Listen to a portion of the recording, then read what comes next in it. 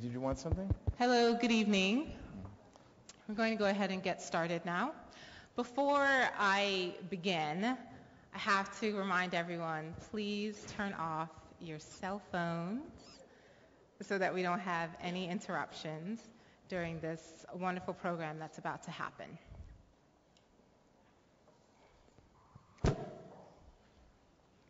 My name is Katie Powell, and I'm the Community Partnerships Manager here at the Museum in Education and Outreach, and I'm the principal organizer for tonight's program. We didn't let snow or rain or sleet stop us. As many of you know, this program should have taken place in February, but then the snowpocalypse happened and we had to defer it until now. But thankfully it is happening, and I'm sure it's going to be great. I would like to welcome you to Connected Cultures, Religious Traditions of the Middle East, which was inspired by the film Journey to Mecca in the footsteps of Ibn Battuta. Tonight's program is the last in a series of educational and outreach programming that serve to complement the film by focusing on Islam and the Islamic world. The film can still be seen in the Johnson IMAX Theater on Friday and Saturday evenings. Please check our website for the exact schedule. That's mnh.si.edu. In early 2009, the museum's staff previewed and favorably endorsed Journey to Mecca as a film that could be showcased at the museum, particularly as its subject matter revolves around the 14th century traveler Ibn Battuta and provides a glimpse into Islamic culture and spectacular and unprecedented IMAX images of the Hajj. As importantly, the film fit well with one of our missions, which is the study of human diversity and cultural change. The recently opened David H. Koch Hall of Human Origins invites us to examine the vital question of what does it mean to be human. In pondering that question, we also think about the broader social impact of our work by inviting a dialogue on the relationship between scientific, religious, and cultural perspectives on current research in human evolution. As the museum celebrates its centennial this year, we remain committed to promoting the study of the world's cultures, both contemporary and historical. Tonight is an exploration of the cultural connections between three of the largest monotheistic traditions. All three traditions originated in the Middle East and are all inextricably linked as they have influenced each other over centuries. The evening interfaith discussion aims to get a better understanding of human diversity and cultural change through the lenses of Islam, Christianity, and Judaism. To help us peer through those lenses are our esteemed speakers, who I will now introduce. First, we have Reverend Dr. Clark Lobenstein.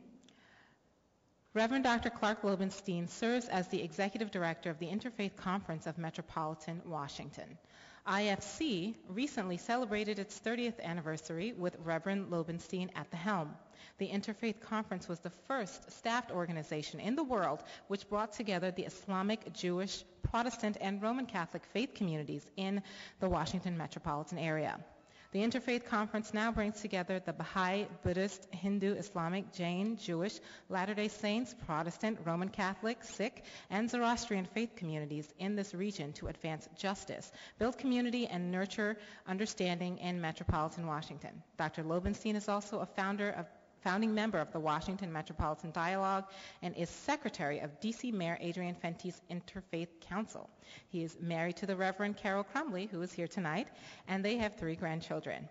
Interestingly enough, Clark is a twin, and his sons are twins, and he has twin nieces, so don't go near him or you might duplicate yourself. It's what they'll most remember about being married. And next we have Dr. Mark Gopin.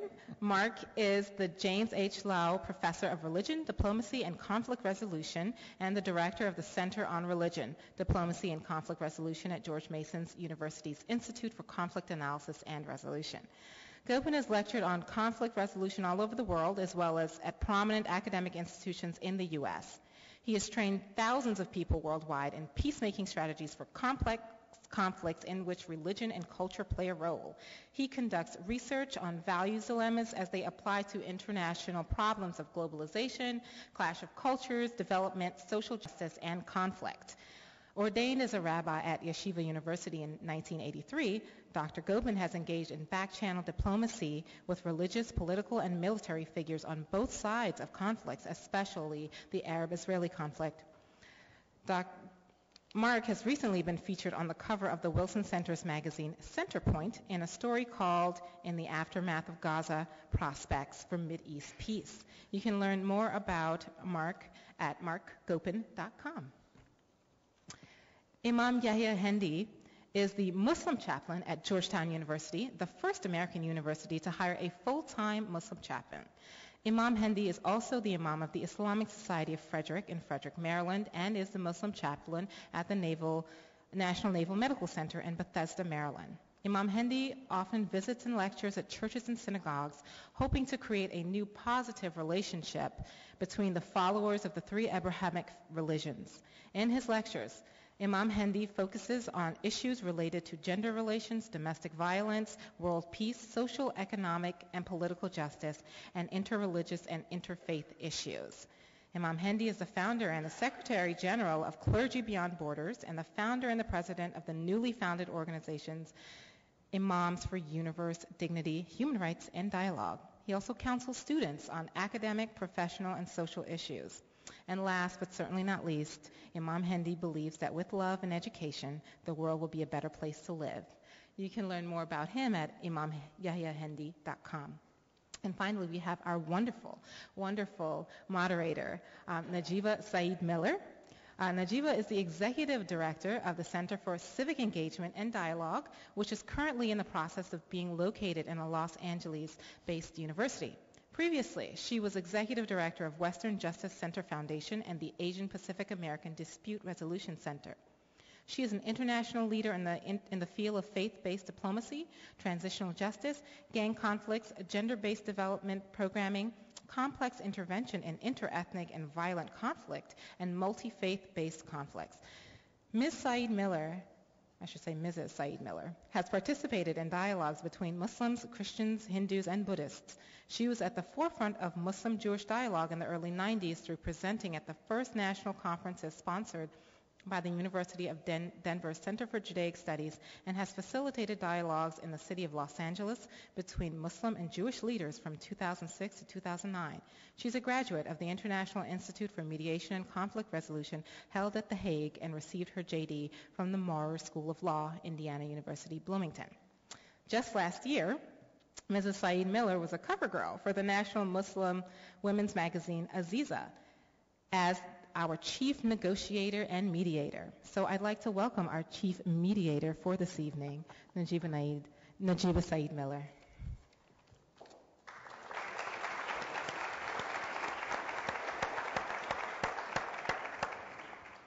Well, with introductions like that, then we certainly have high expectations for the rest of the evening. So it can only go uphill from here. Thank you, everyone, for joining us this evening. And one of the things Katie and I talked about a lot was the interest in having an intimate conversation. This is really a model that's called deliberative dialogue, where you get to witness a discussion almost as if it was in someone's kitchen or around a fireplace. If we had a fire going, it would be wonderful. To set a comfortable tone for a candid conversation and to have you here as partners in that conversation. So for the next hour, I'll be posing questions and hearing responses from our panelists, and we hope that they will also engage with one another and give us a chance to get a window into their traditions, but also to understand how all of them work together to build bridges between traditions, communities, and really promote peace through those efforts. At around 7:45 to 8:15, we'll be taking questions from the audience, and what we'll be doing is you'll receive note cards. We will be taking your questions and trying to address as many of them, so please make sure to fill out your note cards as you get them, and we'll collect them from volunteers. So we're delighted to have all of you gentlemen this evening. And one thing you should know in the audience is we have, to some extent, all met before or had contact, and so this really does feel like we're in someone's living room. Luckily, it's very clean, so that's nice. No one had to do much to clean up. But one of the things I wanted to start off with was the notion that the patriarch or the prophet Abraham is a key figure in the Middle East and connected all of these traditions. More and more you'll see in conversations around the country, if not around the world, the Abrahamic reconciliation process, the Abrahamic conversation. And so we're framing the relationship between the three monotheistic faiths really around the common patriarch Abraham. So maybe, Clark, the question I wanted to pose to the three of you was to give us a sense of how your tradition derives the story of Abraham, and we don't need to recount the whole tradition, but just give us a sense of what is the significance of Abraham within the Christian tradition, and from the stories that we tell about him, what do you think is significant for us in this day and age as it relates to relationships between communities? Please go ahead. Thanks. First of all, I think Abraham is an amazing person because he is so committed to God and so willing to follow what he believes God is telling him. So I think that responsiveness, that ability to listen, that ability to respond is, first of all, the most important thing for us about Abraham. And it's an enormous challenge to us to be in the same place today. What is it that I think God is calling me to do? How do I respond to that and move forward in that way? I mean, he left his family of origin. He left his place of origin. He went on to a place he did not know where he was going. God promised him great things, but, that was a lot to bank on, or a little to bank on, depending on your position. So I think that's perhaps certainly one thing that I would lift up today about Abraham and the challenge that he poses for us today. Feel free to just respond. Yeah, I think it's everybody knows the biblical stories about Abraham. In Jewish tradition, his name is, in the Hebrew Bible, his name is Abraham, and the biblical story is clear about his commitment to monotheism as the single defining characteristic of his decision. The rabbis fill that out with stories that they feel really capture that in his almost scientific conclusions early on in his life about looking up at the stars and really the whole notion of creation by design. That was really, 2,000 years ago we have these texts saying that something had to create this, and it couldn't be this God and that God. It had to be one grand design. And right from Abraham to Einstein, there was a notion of a unified field, the notion that this all has to create some sort of great unity. But the other characteristic of rabbinic tradition that really emphasizes and associates Abraham of all the patriarchs with the concept of chesed. And chesed is a difficult Hebrew word to translate, very ancient word, that basically translates as loving kindness. It's a kind of generosity, hospitality, outgoingness that defined a lot of the biblical stories about him, his willingness to entertain guests. And what really excites me is just how much that's alive in the Middle East this day as a defining characteristic of what is truly good, which is that hospitality and generosity, and particularly the love of strangers, which is what he was famous for in the tradition. Before I say anything about Abraham, I do want to say that for me this is a wonderful moment in the history of America, in the history of the world, where we come together to engage one another in a positive way, to engage the entire nation, the entire world, saying that, yes, we may have different dogmas, but we also have so many similarities. At the end of the day, we need to find ways to work with one another. We need to find ways to reach out to one another and join hands and hearts and souls. So for me, just the picture of having a reverend next to a rabbi, next to an imam, speaking, with civility, is something that the media does not project.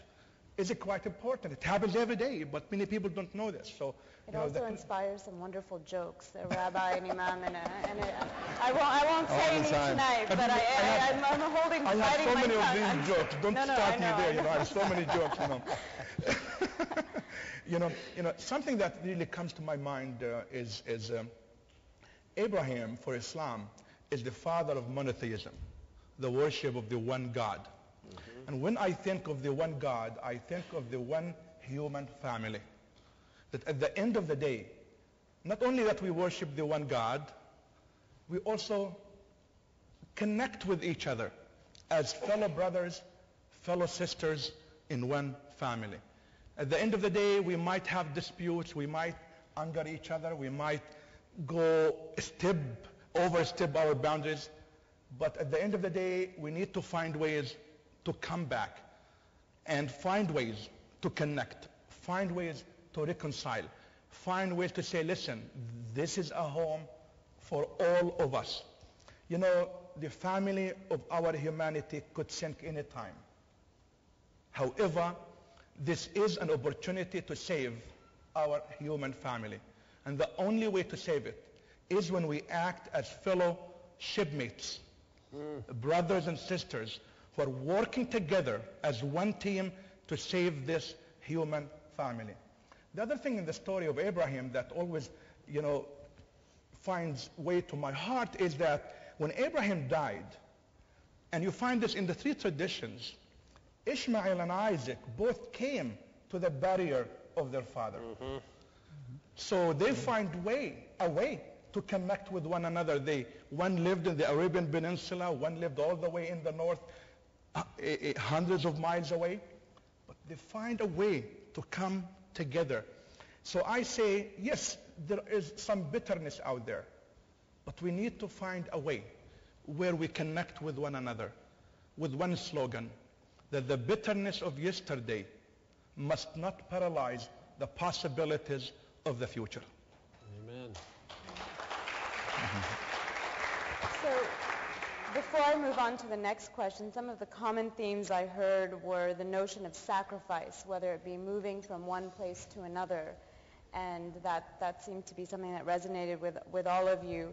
The idea of a visionary leader, someone who could see into the future and didn't know what it was, but had that vision to ponder creation and think about the vastness of creation and the possibilities of humankind. And I think actually what was quite interesting, all three of you talked about faith in other people, not faith necessarily in God, but also having that faith in others. By giving hospitality, there's reciprocity. And so I don't know if any of you wanted to react to those themes before we move on to our next question, but I think those were quite salient in all of your remarks. One of the things that was really shocking in the biblical story, it's a very strange contradiction. We've argued about it. Jews are very good at arguing. And we've been arguing for about 2,000 years on the fact. You don't have a monopoly on that, yeah, I'm sure. Well, so we're arguing for about 2,000 years on this strange contradiction in the Bible where on one story, immediately when he's told to sacrifice his son Isaac, he starts bringing Isaac to the place of sacrifice, which is Mount Moriah. But at the same time, when he's told that Sodom is going to be destroyed, he argues with God. He says, how do you know there aren't good people there as well? And then they bargain, and they say, well, what about 50? Well, how about 40? How about even 10 people there? Why would you destroy a whole city? And so he argues about justice even with God. And you can see that passionate defense of humanity and his neighbors, even though it was clear to him that Sodom was a terrible place.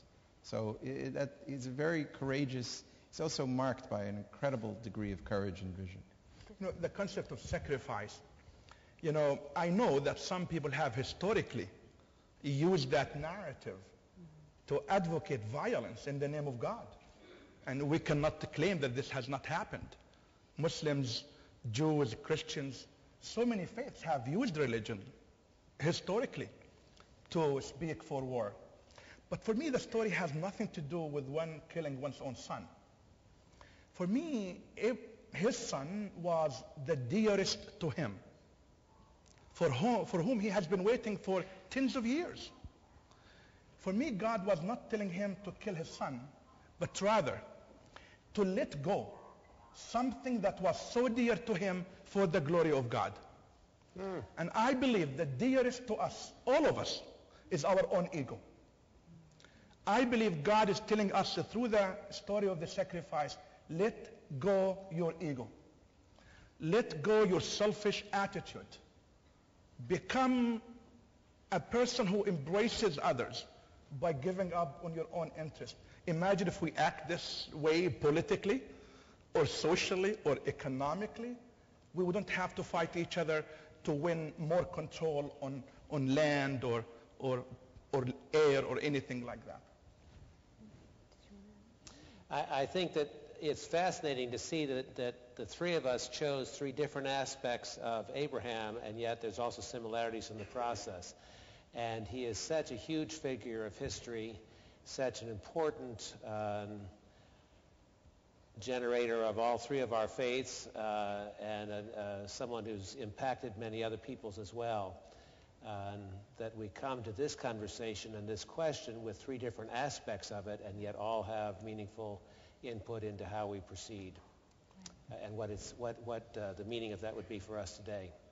Well, I think the responses that you've all given about the lessons for today are really salient. I wanted to talk a little bit about how each of your traditions engages the other, especially what are the ethics for engagement. There's a saying of Prophet Muhammad talking about the fact that difference is a mercy from God. The Jewish scholar Rashi says that justice has to be achieved by just means. So the means that we use to achieve justice are just as important. The process is just as important as the final result. And then we know Jesus talks about he who has the no sin cast the first stone. So the idea of how we treat the other or those that are within our midst. So maybe, Yahya, if you wanted to give us a bit of an idea of what are the ethics of engaging the other? What are the modalities, the behavior, the norms? Now, what comes to my mind very briefly, of course, is that Imam Ali, a very well-known figure in the tradition of Islam, once said, "You fear that which you do not know." And for me, number one step to engage one another is to know about each other. I need to know about Judaism, and from within, not from without. I want Jews to know about me from within and not from without. The more we know about each other, the more we listen to one another, the more ways there will be for peace building. The very well-known prayer in Judaism, Shema Yisrael Adonai Eloheinu Adonai Echad. Hear, O Israel, our Lord God, God is one. God is telling Jacob to listen. Thank you, Rabbi. God is telling Jacob to listen. Listening to one another is quite important. And the third thing with which I really finish is that in the Islamic jurisprudence tradition, there's a statement that says we need to agree to disagree without being disagreeable. We need to agree that there are differences and we can disagree, but without becoming enemies, shooting each other on a daily basis in the name of disagreement.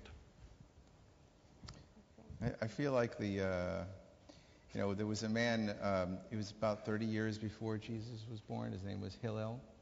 And he was an incredible rabbi that was like an older contemporary of Jesus. And he was famous for not being able to, nobody could make him angry.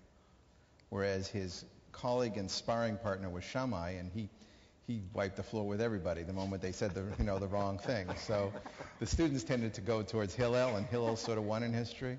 So he got this reputation, and somebody came to him and said, okay, and he wanted to see if he could really get him angry. And so he said, teach me the whole Torah while standing on one foot. Okay, so he looks at him in the room. He knocked on his door, and he looked at him, and he said, what you don't want to be done to you, don't do to anybody else. The rest of the Torah is commentary, go and learn. And he shuts the door. So it was both, it was a notion at that moment, it was at that moment, he was trying to teach that guy something about coming to somebody's door and saying, teach it all on one foot. But he was also saying a much, much deeper truth, which was that the biblical verse, which we all share, of love your neighbor as yourself from Leviticus, also has a negative connotation. if you can't love, at least don't do to others what you wouldn't want done to yourself. That's the essence. And the problem and the challenge, I think, of the monotheistic traditions is that is so hard to love everyone as you would love yourself, that it's so much easier to find rituals to beat everybody else over the head with. It's so easy to attack women and say they're not modest. It's so easy to do so many things and observe so many holidays and fast and mortify your flesh because it's so hard to love everyone. And that's the challenge we face with the essence of these traditions when it comes to what is it you're supposed to share for, what is it you're supposed to do for others. It's to love them as much as you would want them to love you. It's an enormous challenge, and it remains to this day. Rabbi, Prophet Muhammad said, love for your neighbor and for your brother what you love for yourself. And on equal footing, that you are as important to me as I am to you, and let us work as partners. Where is that? It's hadith. Oh, it's in hadith. In hadith, yeah. Hadiths are sayings of the Prophet Muhammad. They're not in the holy book, but they're the sayings, just for those in the audience. Statements attributed to Prophet Muhammad. Yeah. But very carefully analyzed historically, so they're not just rumors. So the Golden Rule is certainly common to our three traditions, but it's common to many, many world religions. So there's a wonderful poster from Scarborough Missions that has 13 different religious traditions, 13 different faith communities, and each with its own Golden Rule. So shared a little differently, some negatively, some positively, but all of them focused on how we treat each other. And a parallel to that is, of course, that our treating each other is related to how we love God. And so I think that's critical to this process. I think loving neighbor and loving your enemy as yourself, Jesus took it a step farther and made it even more difficult. I've always wondered why Jews had so many holidays, but but loving your enemy, as Jesus commanded us, is certainly extremely difficult. But I think that there's many lessons to be learned about treating each other, and especially across interfaith lines. Someone has described interfaith dialogue as like it's dancing in the dark. You're bound to step on your neighbor's toes, your dance partner's toes.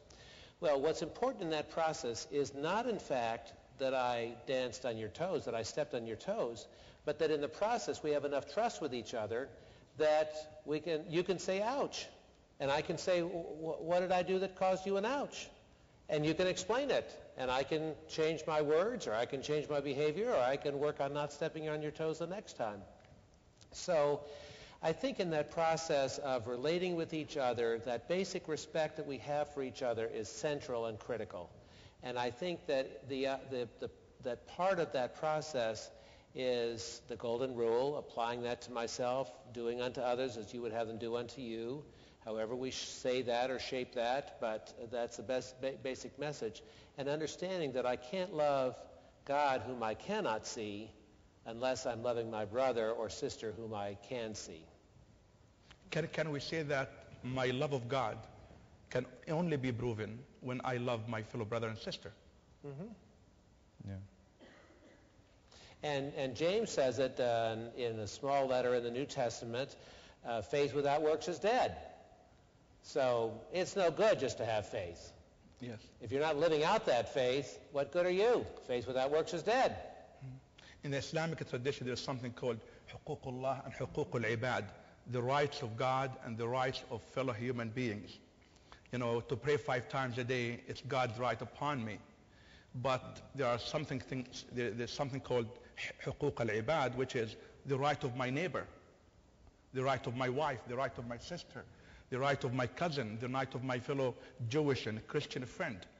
The ability to honor God's rights is important. But before that comes my ability to honor the rights of my fellow human beings upon me. The Arabic word for rights is huquq. Huquq from haq and haq huquq. Al-haq, yeah. Singular plural. Yeah. Haq huquq. Yeah. Ibad is sort of those who are created by the divine. One of the things I always wanted to ask, actually, because in Jewish and Christian tradition, with the literal words of the Hebrew Bible, is the idea of loving all people, or that if you harm people, you're harming the image of God. Yes. Tselem Elokim in Hebrew. So I was always wondering I think in Islamic tradition, it would be a little bit too racy to say the image of God.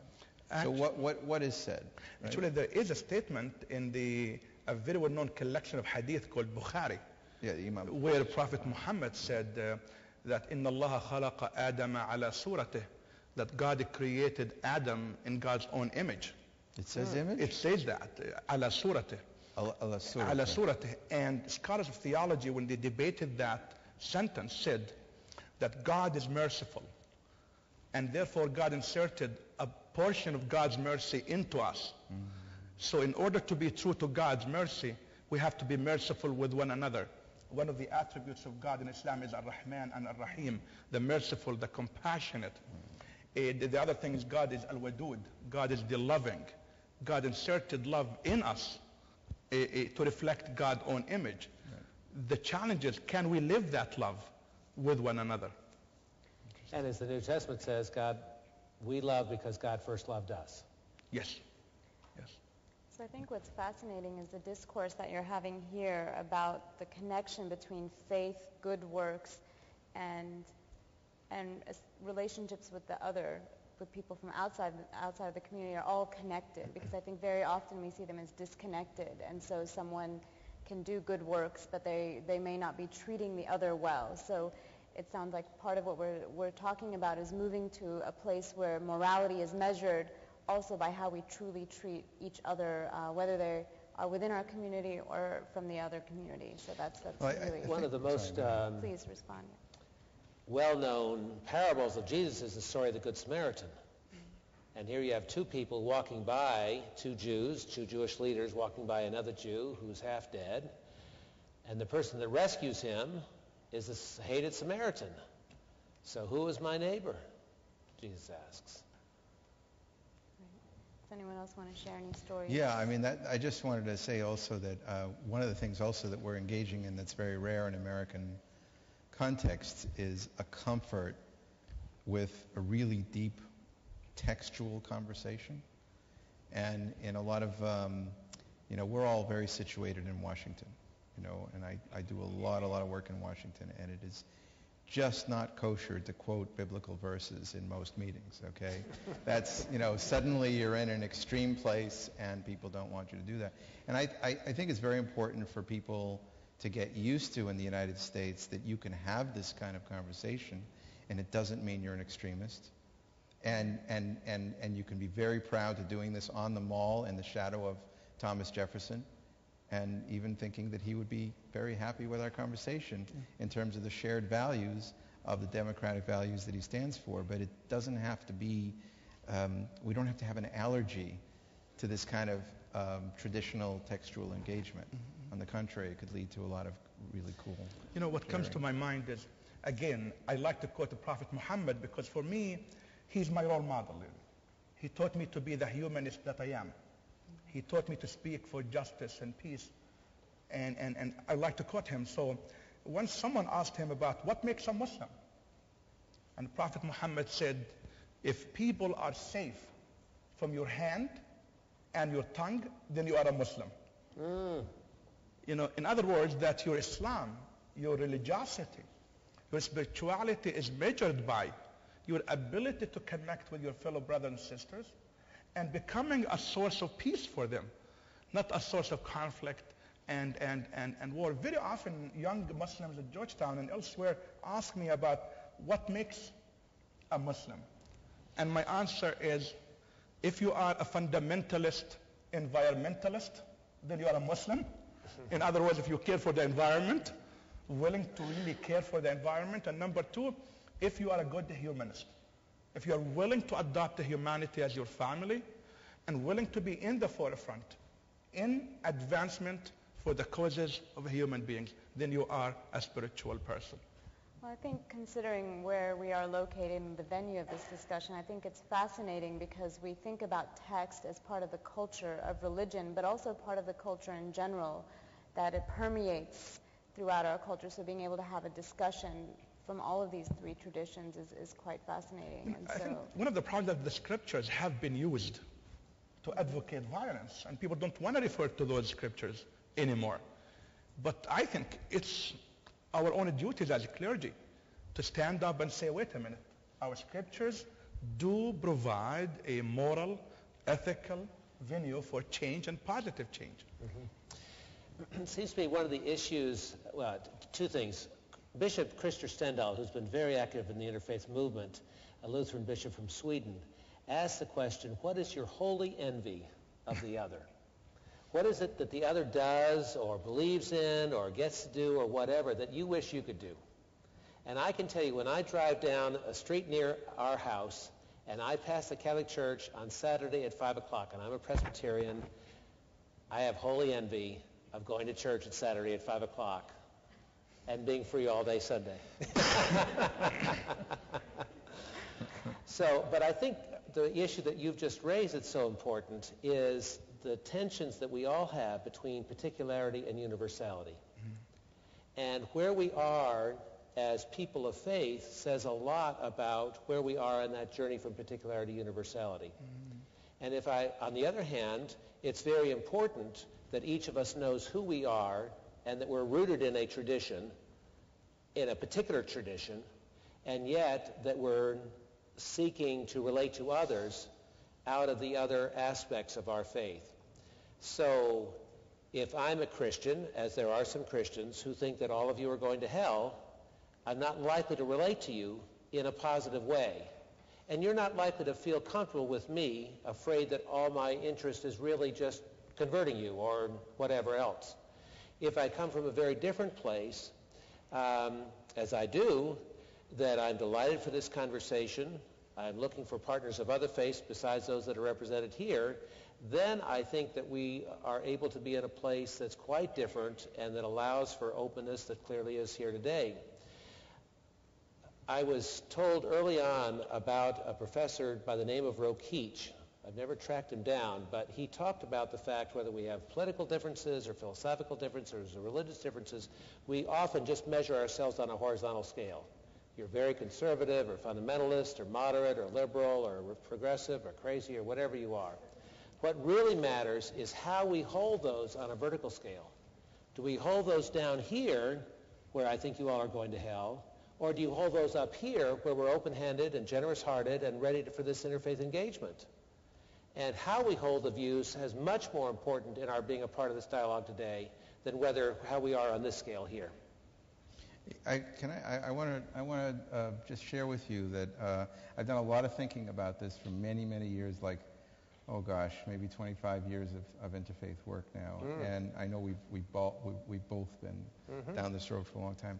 I'm actually much more comfortable. I've given up on where people think I'm going. I'm much more concerned about the social contract we have, because for a couple of reasons. First of all, in all of the difficult work I've done in the Middle East, I've discovered that everybody from every group that I thought was absolutely horrid, it turns out they had a left wing and a right wing within that group. And that there were plenty of people who wanted to relate to me who were being overshadowed by their extremists. So I've given up on the notion of some sort of global consensus on where we're going. I haven't found that in my work, but I have found something, a kind of kinship between John Locke and the classic tradition that led to the United States of social contract, combined with a rabbinic respect for contracts. In fact, in rabbinic tradition, I think in Islamic tradition too, contracts are sacred. There's a spirituality to creating an honest business arrangement. And I like to think of a lot of our contract of living together as a society as a kind of arrangement that's based on that trust. I don't know if we're ever... I think what you're describing as the ideal religious monotheistic view, I totally agree with. I would really like a world in which Muslims, Jews, and Christians gave up on the notion that anyone is going to hell. I don't believe in it. But that the reality is, pragmatically, I'll be very happy if we can create a nonviolent contract. in all sorts of places. I don't think they're over against each other because, as you've indicated, moderates whom you can relate to an XYZ group are overshadowed by extremists. I'm suggesting that the person in the Christian tradition, and there are some of us in the Christian tradition who hold that, and I'm not going to heaven either, believe many Christians, right. But those who believe that are like the extremists who don't let you or create a block between your interacting with the moderates, right. Who are there to do that. So I think that there is, it's a recognition of that particularity and universality as well. There is that understanding that allows us to engage with each other, or there are roadblocks that are put up that keep us from interacting with each other. For me, this whole question of I'm going to go to heaven, you're going to go to hell, that you see debated in seminaries is a question that has got to end. For me, God is the only judge. Let God judge. Let God decide. What I need to do is to be a good human being, a good husband, a good brother, a good neighbor. Let God decide whatever God wants to decide. But I think it happens, by the way, in this way, that people want to feel good about themselves by demonizing someone else. Yeah. The only way to make myself feel good about who I am and what I have is to say to someone else, oh, you are not as good, or you are going to go to hellfire, or what you have is not as complete as what I have. And I think we have to create a new contract with God and with each other, a contract that forces us to give up on that terminology of exclusivity. Because for me, God is the God of us all. I have 4 kids. I travel a lot. I come home. My kids are all over me. My hair pulled all over, my ties everywhere. Why? Because everyone wants a piece of me. And I take all of them and I say, kids, I am the father of all of you, and all of you are my kids. And I believe God, in a way, acts in that way. God is the God of all of us. We have to act as fellow brothers, as I said earlier, and sisters. It brings me to a point in our conversation where I think it might be helpful for the audience as well as each other. When you're engaging with people, what are the biggest misperceptions that you think are important to debunk about your tradition? What are the misperceptions that you see again and again, and you just wish you had the chance to be able to answer those? Maybe if you could give us a couple and respond, because those are some of the barriers to these conversations. So do you want to start, Mark? Do you have any ideas about that? Or? Yeah, I've been thinking about it. I think it's, God, there's so many. Where do I begin? I guess I think the one that concerns me the most, let me put it another way. I do a lot of work on the relationship between psychology, violence, conflict, and religion. And I think one of the greatest challenges that we face is not only what people misperceive about a particular religion or group, it's that people tend to internalize it. In other words, the damage done is that you actually start believing everybody about what they say about yourself. Self-fulfilling prophecy. Yeah. Okay. Self-fulfilling prophecies are really, really destructive in the history of the Abrahamic relationship. So if I could say one of those that's the most self-destructive, I'd say it's around issues of law as a weapon. In other words, legalism. Because legalism, or a legal relationship between God and human being, was the basis of so much of Jewish tradition. But again, so many of those laws, were the hardest ones, were about love and emotions. And yet, the tradition was accused from the very beginning, and this is part of the very difficult early stages of the Jewish-Christian relationship, that Christianity is going to be love, and Judaism is archaic legalism. And not only that, rather brutal. So what happens in that process is that I have to convince somebody in 1990, when I'm sitting in a hotel room in Washington with a beautiful progressive Israeli who wrote an amazing book on Chechnya and on peace there, and I had to take out Gideon's Bible, not my own Torah, and open up to Leviticus to prove to him that love your neighbor as yourself was a Jewish idea. Okay, that's sad. He didn't believe that "V'ahavta l'reacha kamocha" was a verse in the Jewish Torah. So that's sad, because that's something where we have to move in a new direction about the assumptions we have. And mine, I'd say, was mostly about that.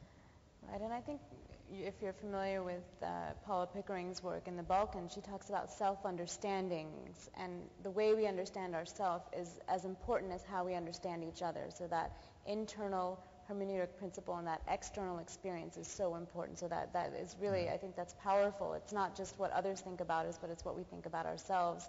That can often be the most difficult barrier to peaceful relations.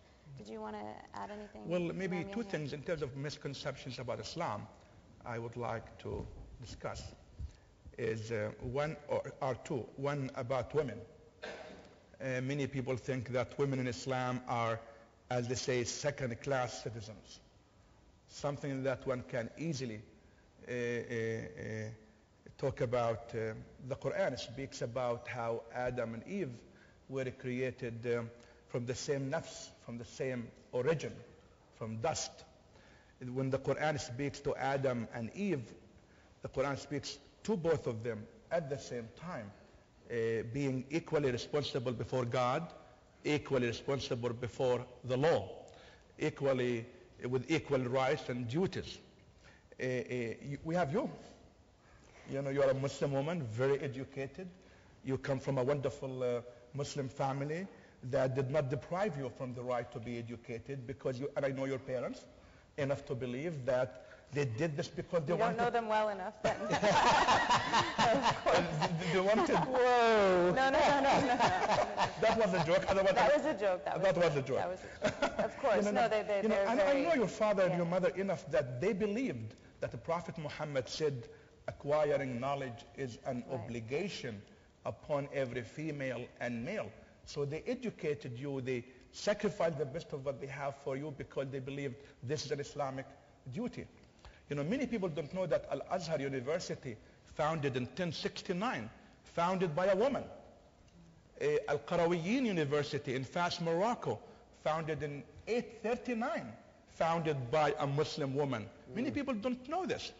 The other thing is, or the other misconception is Islam vis-a-vis other religions. Many people have the perception that Islam is out there to convert the Jews and the Christians or kill them if they don't convert to Islam. That Islam has unfavorable narrative about Judaism and Christianity. Not true. 2/3 of the Quran is narratives.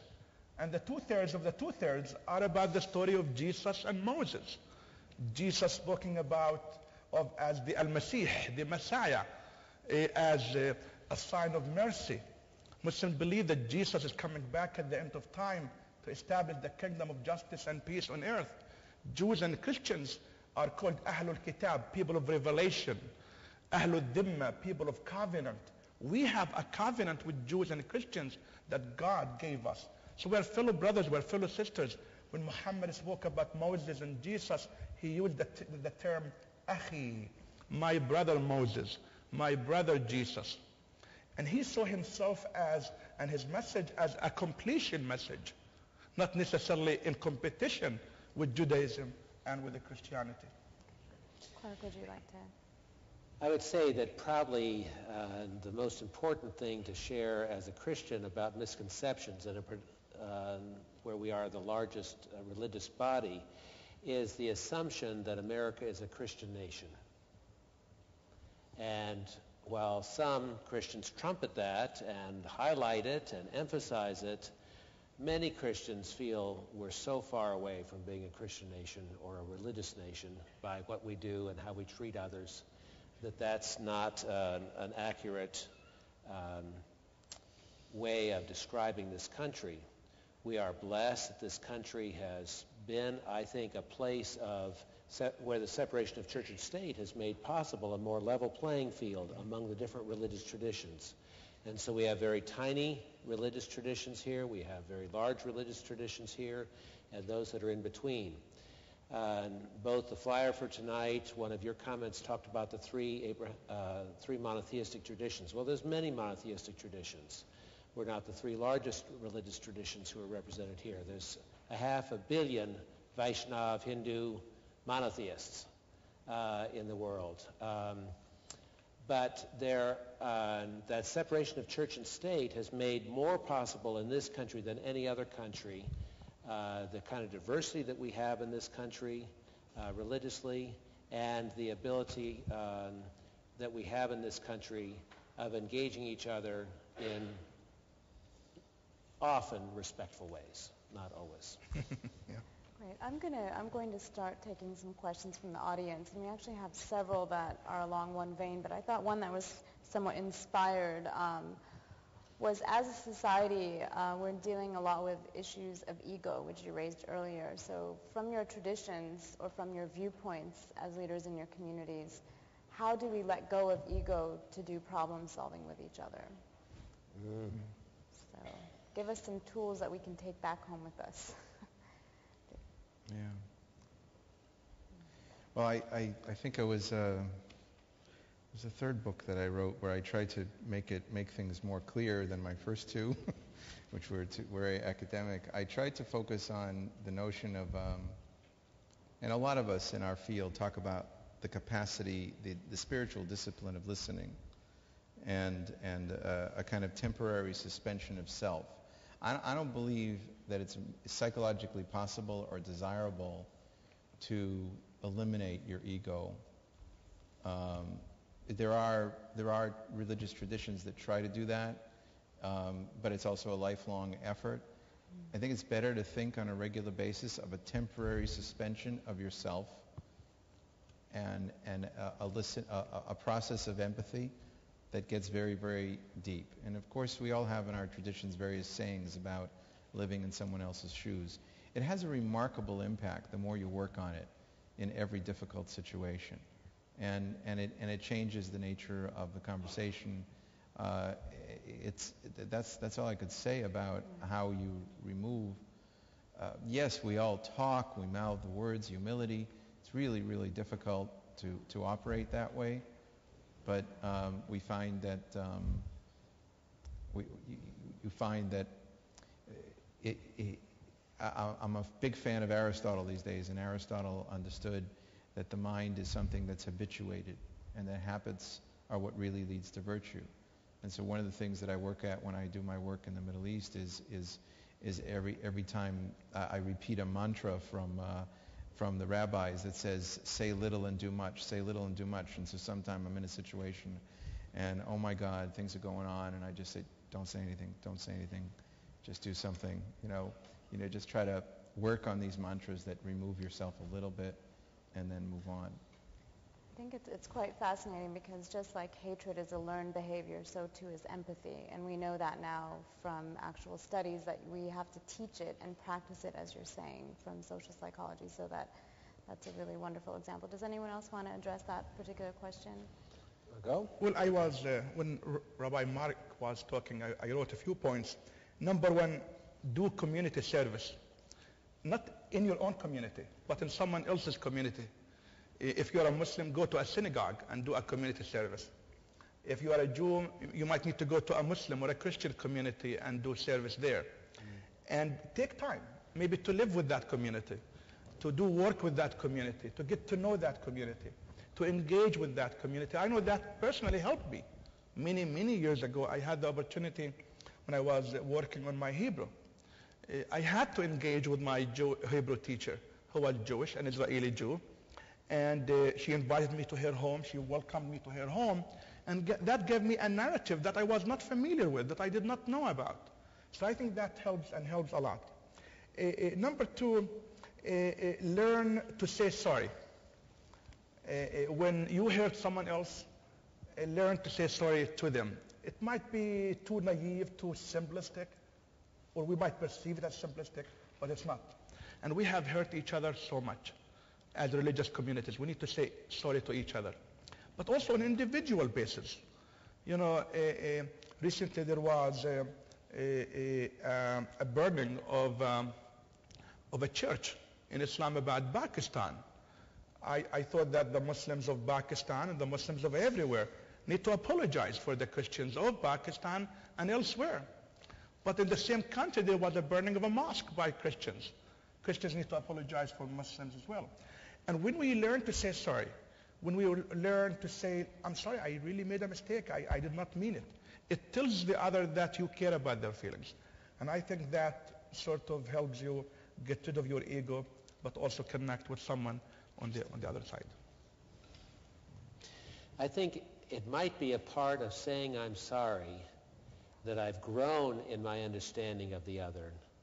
So I may have come from a place where I did mean to hurt you, but now I apologize because I no longer want to do that. And I think that's a big shift in our movement and different from the ignorance that causes me to, like the analogy I shared before, dancing with someone in the dark and I step on your toes. So that's out of ignorance. But if I do things where I want to hurt you, and then because of the interaction, especially because of your response to my wanting to hurt you, I don't get back what I expect, then I'm likely to change my opinion in that way. Dr. King talked about nonviolence as moral jujitsu because he was willing, and it coached his colleagues in the civil rights movement to be willing to receive punishment from others without giving punishment back. And in that process, he transformed the relationship often with those who hated him or those whose actions were hateful actions towards him. And I think the same experiences, you must have had many of them in the Middle East, and certainly in other settings, where we're suddenly taken aback because the person has not responded the way that we expect them to respond, and that helps us to change our attitude towards that person. So I may be coming out of a place of ignorance, and that's one place in which I say I'm sorry, but I may say I'm sorry because I'm now realizing I'm coming from a different place. I think what I find fascinating is that about your conversation is that it's an active process. So one has to work against the ruling of ego within any particular situation, and it can't just be a passive acceptance. So one has to actually work on it on a consistent basis, and it's a lifelong endeavor from what I'm hearing from all of you. A few years ago in my community in Frederick, Maryland, a journalist interviewed a clergy who said that he would never sit with the imam, because for him, Muslims are evil. And he said, every time this imam reaches out to me, I will slap the door in his face. When the journalist came to me, expecting me to say something negative back, I said, let so-and-so know that my heart will always be open, and the mosque will always be open for anyone and everyone. That's what ended up in the newspaper. The community of that clergy chose to reach out to us, apologizing. I said, listen, you don't need to apologize for me.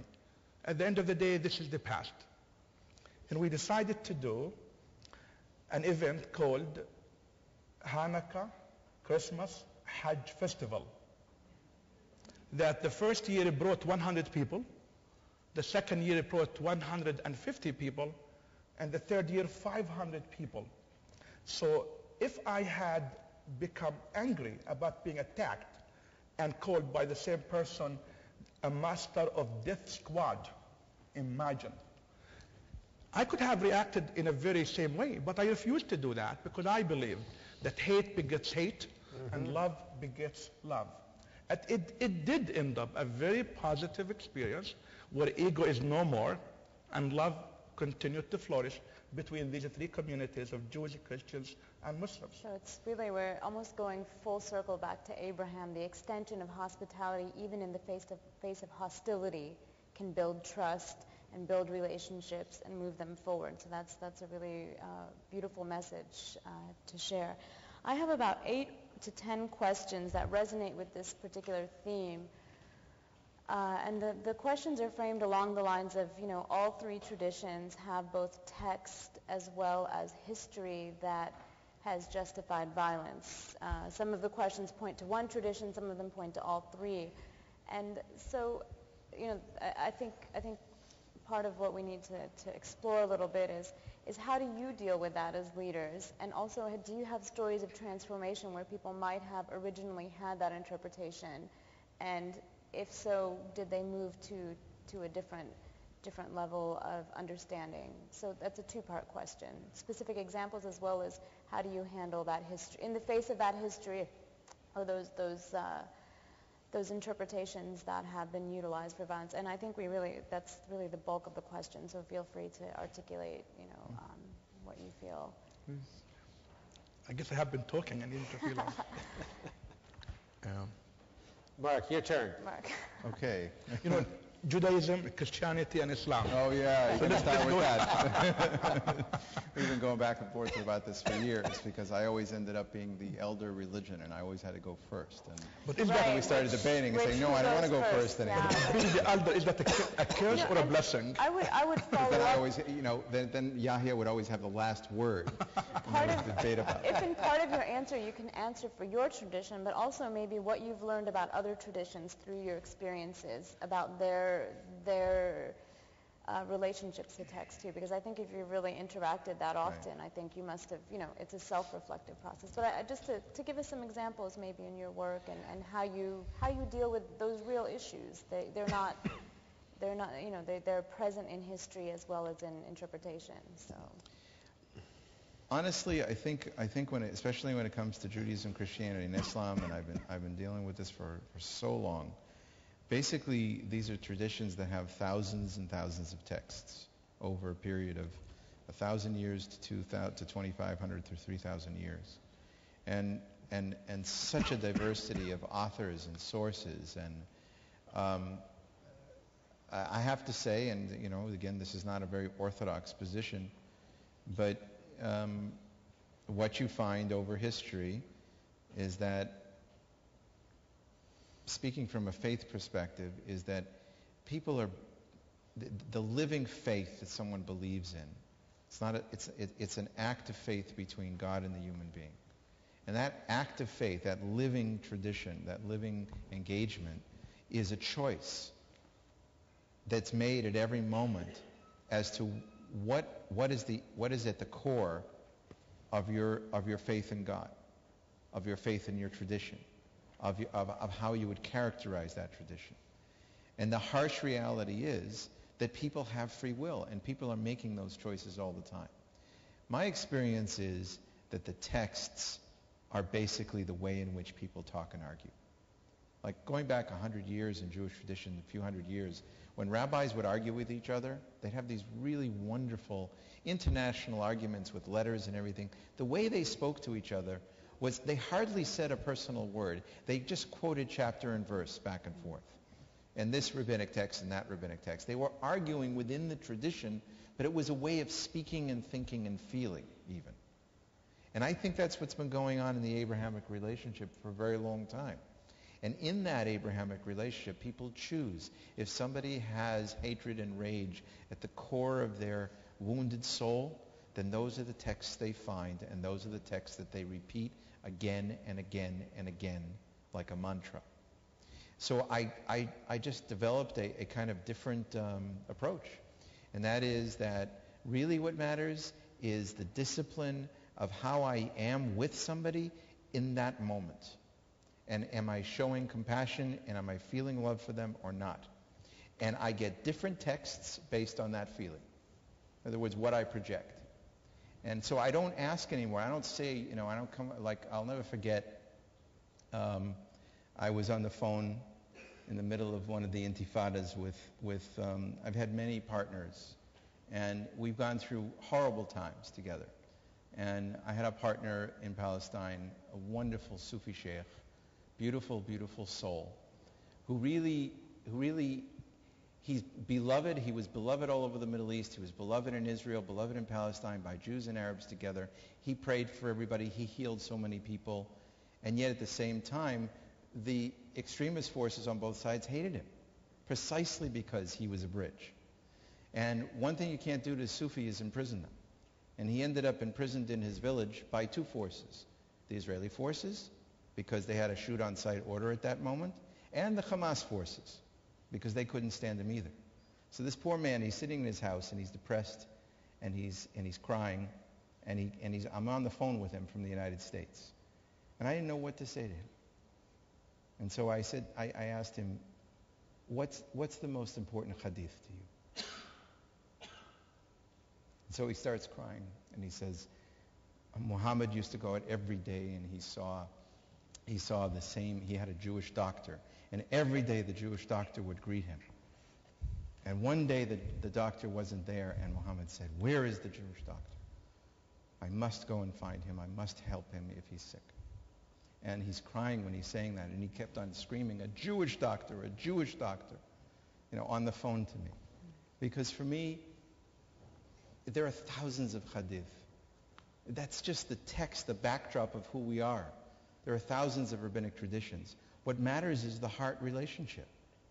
And if you connect to somebody's heart, then one set of traditions come out. If you humiliate somebody, if you show disrespect to somebody, if you hate them, if you hurt them, then another set of texts come out. So I really think the Abrahamic relationship is about those issues of heart and love and respect and disrespect and hatred. Those are the choices. And then the tradition will serve you in one way or another. And that's just what we have to face about the choices that Abrahamic traditions are making. So you're saying these seemingly diametrically opposed strains can exist within one tradition? Yeah, and I have faith. I mean, I should say, I have faith that the voice of God, for me, is not found in the texts that are hateful. Either they're misunderstood, misinterpreted, or I simply choose to believe that the prophets like Amos and Isaiah that had the opposite texts of love are the more foundational for me of where the essence of the tradition lies. But I am emphasizing to you that in my experience in very complicated situations is that really it's a heart choice. It's a choice of where you see the voice of God and where you feel it.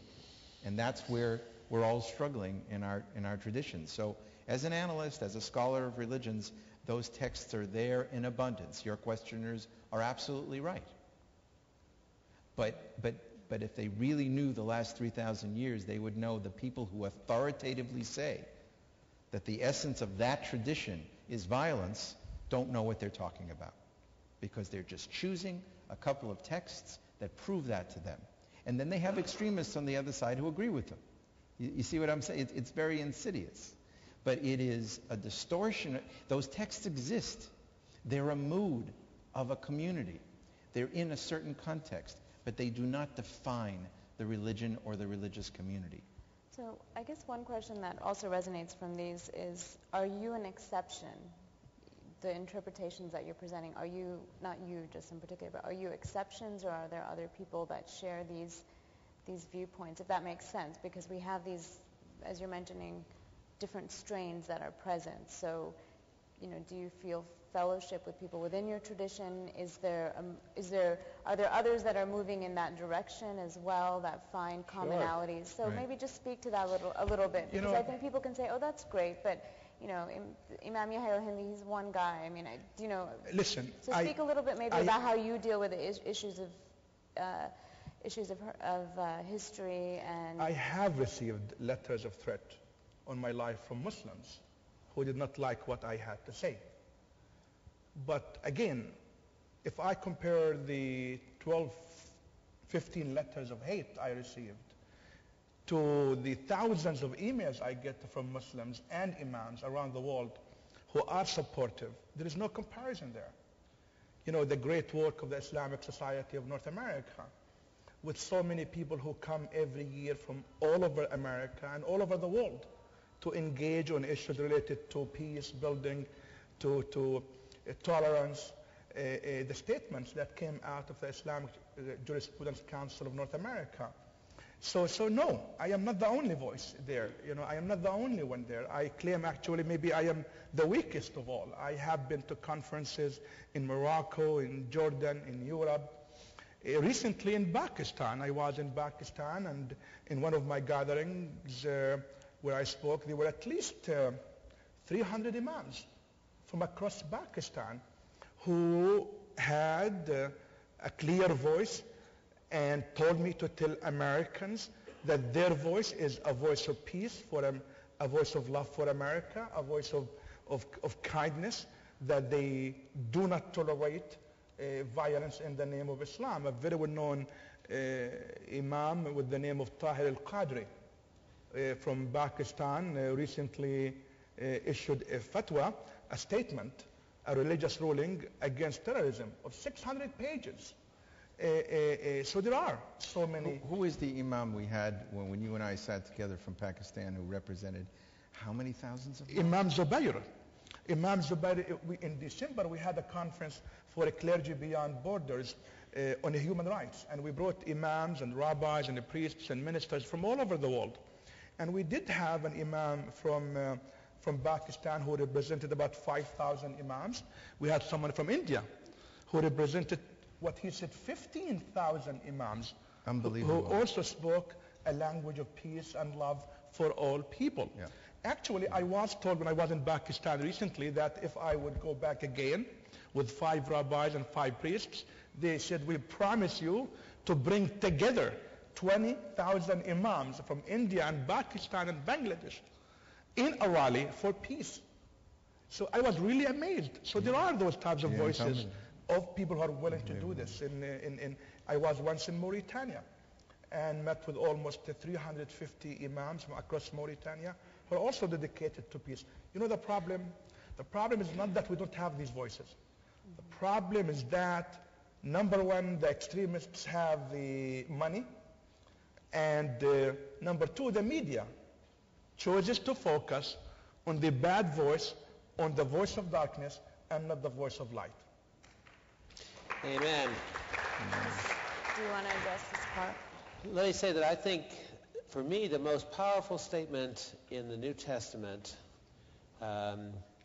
is one verse from a short letter, 1 Peter, probably written about the time of 63, 64, 65 of intense persecution.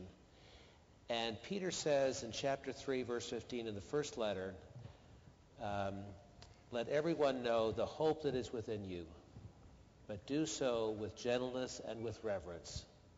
And if we can come and share the hope that we have within us with each other, with gentleness and with reverence, we've come a long ways. And he was able to say that to his colleagues and believers at a time either of insignificant persecution or about to face significant persecution. We got a lot less serious situation now. We got a plenty serious situation, but we're not facing active persecution from an oppressive government that's ready to shut us down. And so always be prepared to give an account of the hope that is within you, but do so with gentleness and with reverence. And I think that says it all for the work that we have in front of us. I want to mention a story because for me, I just received an email earlier today from a lady with whom I had an encounter almost 6 months ago in a church. And in that encounter, she stood up and said, you are going to go to hell, you are going to hell, you are going to hell, and if you don't believe in Jesus right now, that he's your Redeemer, I'm telling you, you're going to burn in hell forever and ever. And I could have responded to her theologically, but it would not have made sense. All I said, sister, do you believe that Jesus had enough love for all people? She said, yes. And would you please ask him to pray for me? This is all I did. And she left very angry that day. Just received an email around 4:30 today on my way here. And in that email that brought tears to my eyes, she said, you transformed me. I am a Christian now better than I was 6 months ago.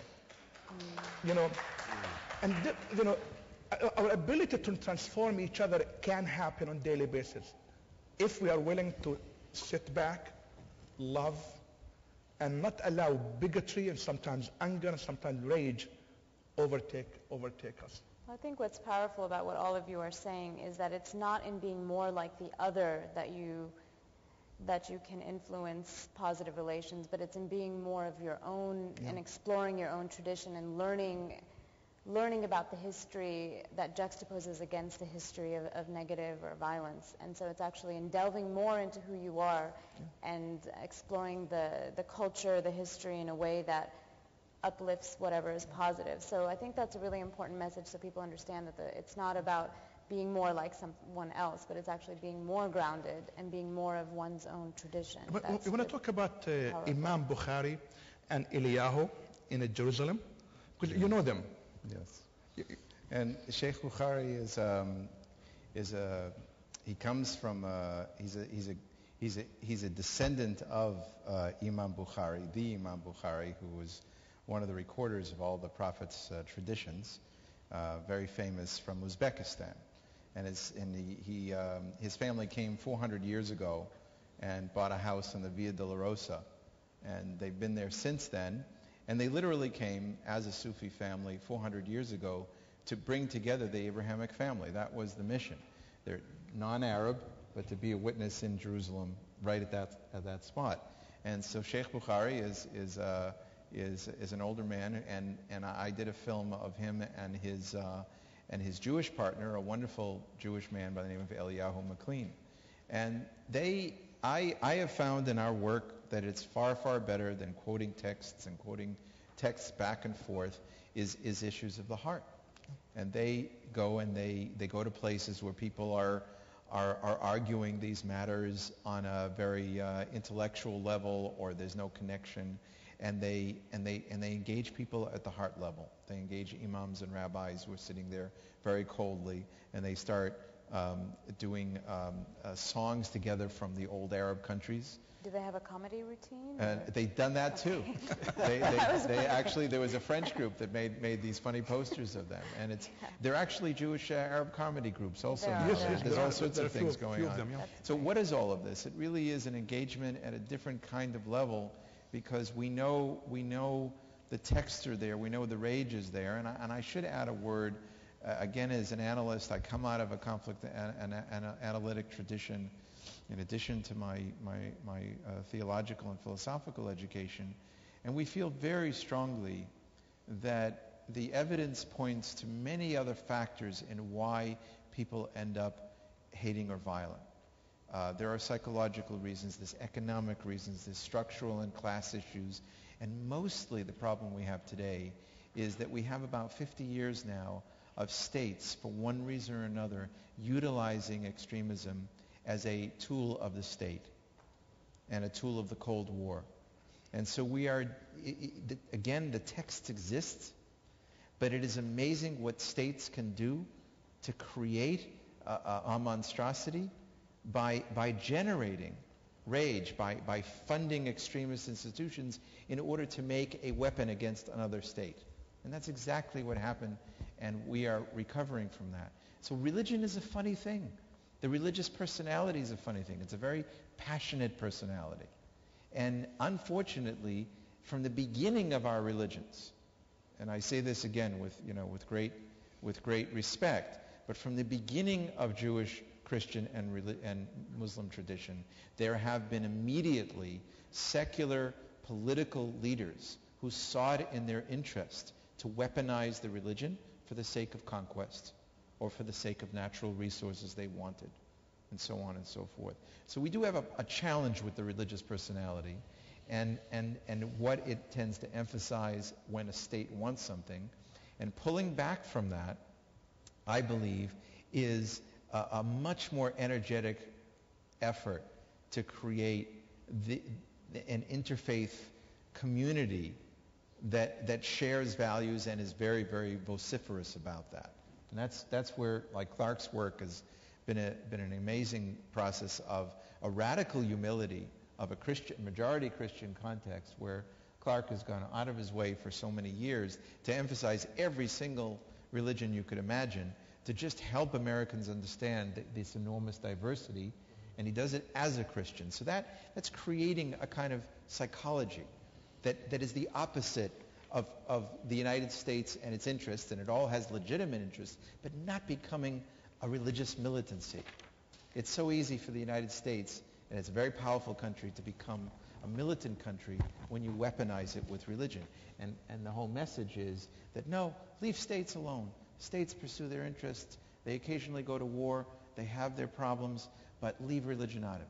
And that is, I think, a key to, where we want to go. Well, I think to wrap up, I'm understanding we're going to wrap up. What, in your view, are the greatest hopes for your own tradition in terms of relationships with others and internally? You talked about women, issues of gender.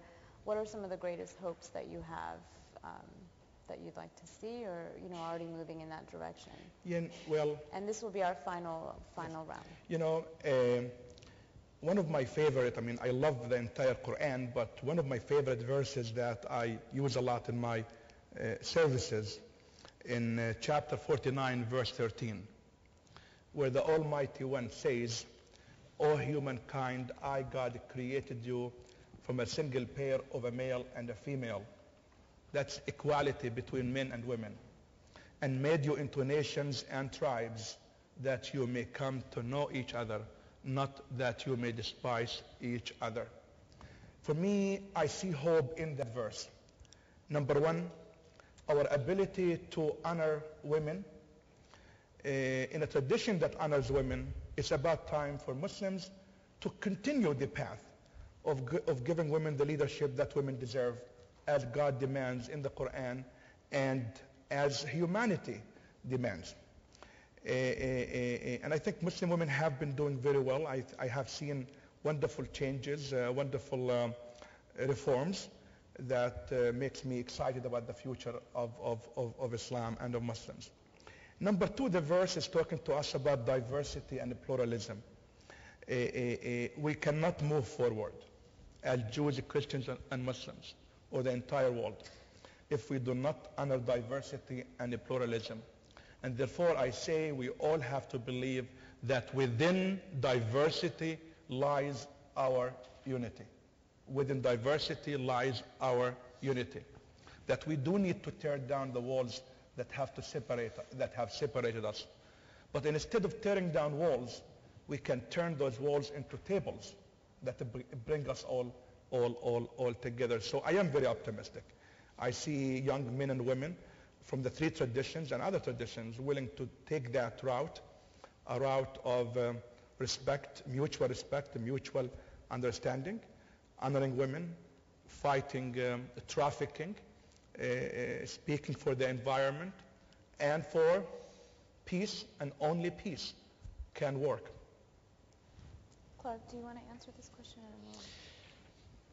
I think one of the great hopes I have is for the growing number of people in all of our different traditions. You've been very kind with your words, but the Interfaith Conference has brought together 11 world religious traditions for Baha'i to Zoroastrian, so it covers a great territory. And there are growing numbers of people in all of those religious traditions who are emphasizing what we've been talking about tonight, that we've got to find common ground. We come from traditions that are non-theistic, like the Buddhist.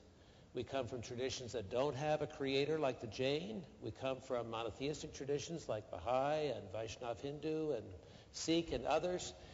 But we have a commitment that we have only one world to live in. We do not have one, as Diana Eck has said, to despoil and destroy and experiment with, and another to learn to live in. So we're on this planet together. We're on this little humble earth together. And we are one human village, and we have got to learn to live together. And obviously that means also the environment. So the opportunities to engage more people in that process is starting younger and continuing. It's happening in adult education classes in our many different congregations. It's happening in high schools and public high schools. We have had tremendous success with this book here called Teaching About Religion, which is where we got people from our 11-member faith communities to answer the same set of 42 questions in 9 to 11 pages each. No long treatises here. and so that the world history teacher, the social studies teacher, the world Can I religion ask you teacher. quickly, if people want to access that, where can they access that information? I Because have we've a had few questions copies with about me how to get tonight on involved. sale. No, no. And outside, there's a lot more copies of this flyer where you can order Okay. it. Or But, is there a website if people need access? I'm sorry, we've had questions from the audience asking if... Sure.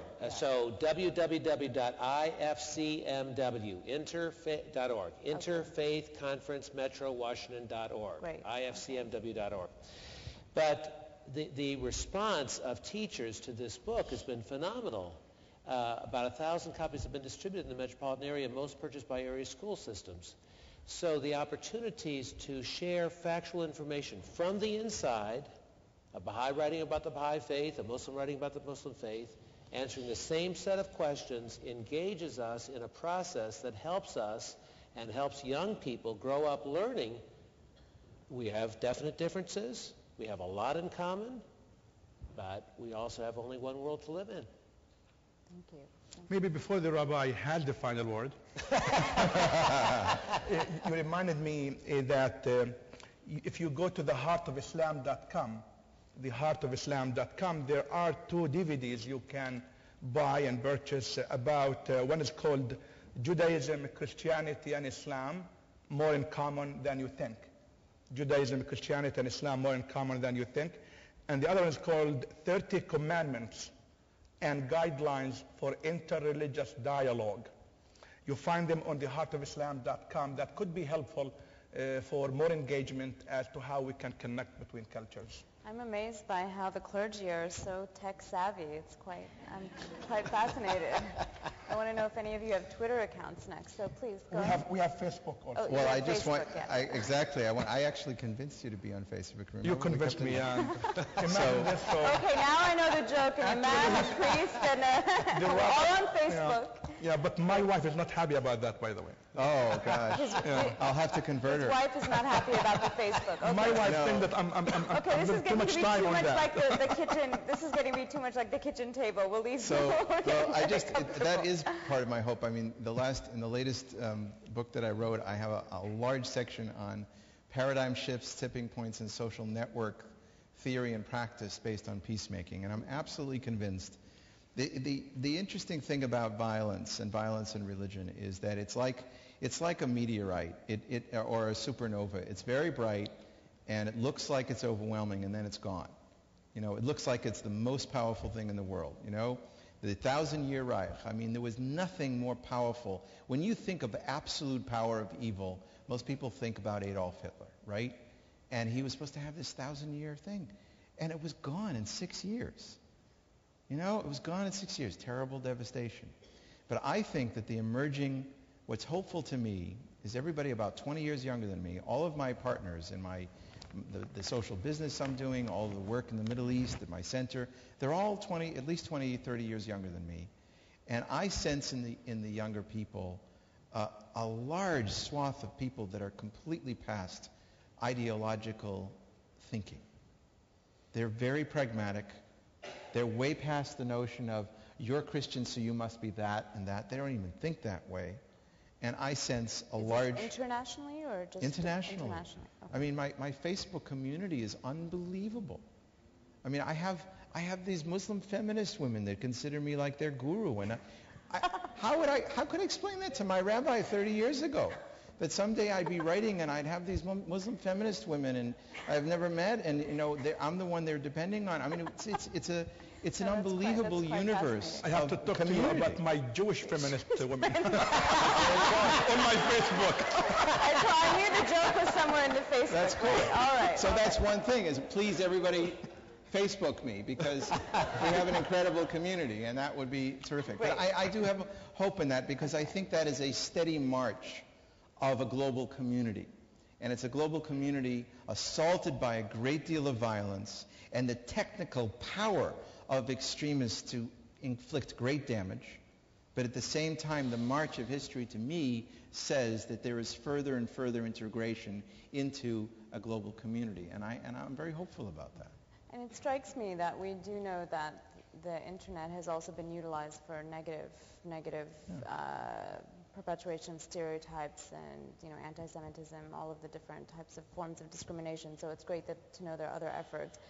So I think we wanted to end the evening before. Well, I just want to say, I think a challenge we share, in addition to the great gifts that you've identified among young people that you work with, is the fact that there's a lot of young people who want nothing to do with anything that we're saying up here. And they may be internationalists, they may be next generation people in terms of where they're coming from and their ability to relate to people who are different from them in positive ways that you and I and Imam Yahya Hindi and Najiba and others would all celebrate. But I think for a great many people, there's also this sense that what we're talking about has got nothing to do with them. And I think that's an enormous challenge to us as people of faith, as leaders of faith, as those who think that there is a lot here. And a part of the challenge is communicating that the depth of these traditions has enormous quantities to say to them. So it strikes me as we're closing that there are really three areas of further conversation. If one was to structure the next conversation, it would be really around the notion of information and how is information being shared, how is it transforming one another. I think about Twitter accounts in the recent Iranian, and the use, someone talked about it as a Habermasian space for conversation. That's great. Even between genders, as you mentioned, in countries where there isn't able to be communication between genders, the information exchange is finding its way, and it's quite fascinating. So thinking about information exchanges between one another, as well as talking about the relationship more between culture and religion. I think we didn't get into that as much. We talked about the development of the self and its relationship to faith, and thinking about how culture and religion are dynamic forces and influence one another. So that would be another question I would really pose and think about. And last of all, I do think while our conversation was inspirational, it was also aspirational. I think we are speaking in some ways about things that are happening, but also things that need to happen. So I think that there is still a lot of work to be done, and I think it's wonderful to have both inspiration, but also to remember, what is our path still as we go forward. And I think it was wonderful to open up that conversation, both with our online audience as well as the audience here today, and we thank you all for your time. And I think Kadian wants to say something.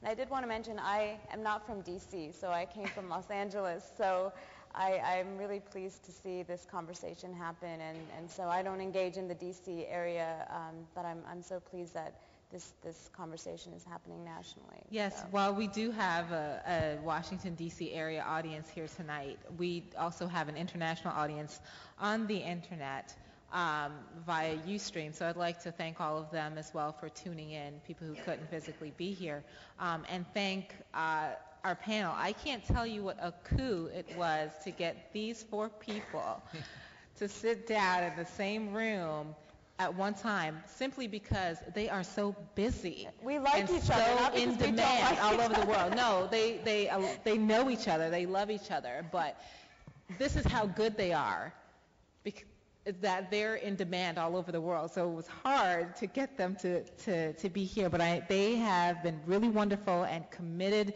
to this program, as we have been to having it, and I really would like to thank them for being so steadfast. Thank you, Katie.